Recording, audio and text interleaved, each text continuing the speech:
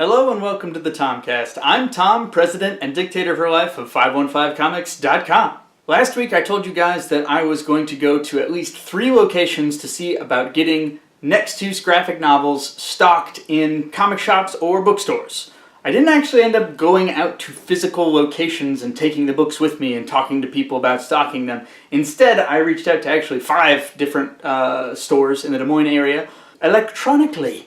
So I've set up some meetings and I'm waiting to hear back from a couple other people, but I'm going to keep you guys posted about how things are going as that progresses. In the meantime, I thought for the rest of this episode, I would try out a new segment, which may or may not return, we'll see.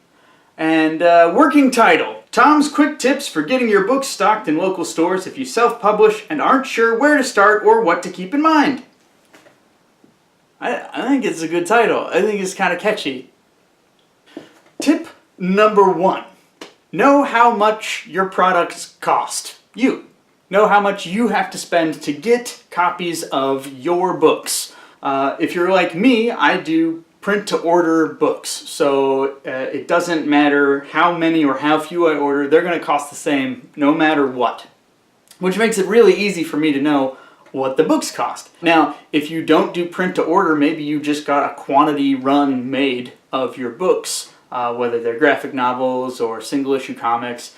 And in that case, you might have to do some simple math to figure out what did it actually cost. Don't forget shipping. You don't want to shortchange yourself. Next tip. Decide how much you want to sell them for resale.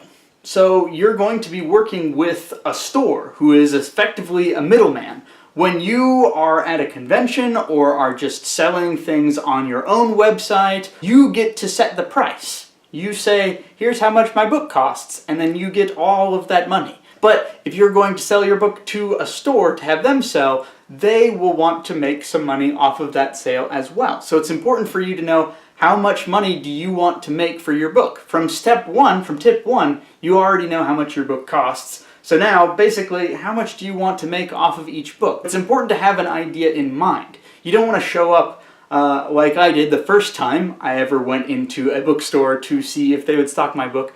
You don't want to not have any idea of what you want to try and get when you sell your book for resale. It's also important to know what's your bottom offer in case you do have to kind of haggle or negotiate the price with a reseller. How low are you willing to go? Are you willing to go all the way down to your cost? So that you're at least not losing any money, but you're not really making any money either. It's just cool to have it in stock at a location where it's going to get more new eyes on it.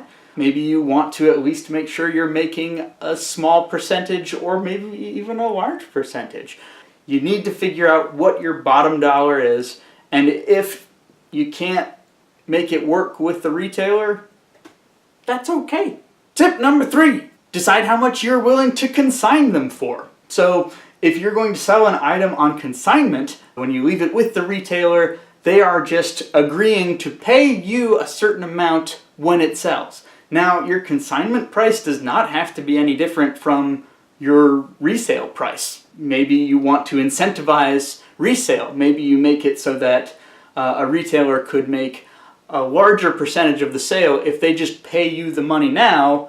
And then you can just walk away and be like, hey, they bought all those copies of my book, and now I don't have to worry about them at all. So it's a lot easier for you as the creator. There are some stores that I have worked with that they only do consignments. And again, it allows the store to kind of take a chance on stocking something that they don't know anything about without making a financial investment in it. And all you're out is the merchandise, which, I mean, is significant. But if it sells, then you've agreed that they're going to pay you a certain amount. And again, bear in mind what your cost per item is and how much you'd like to make per sale.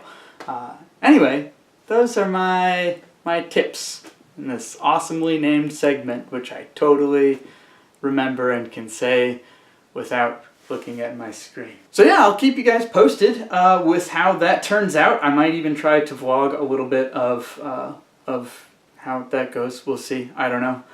Anyway, thanks as always for watching. You guys keep your stick on the ice.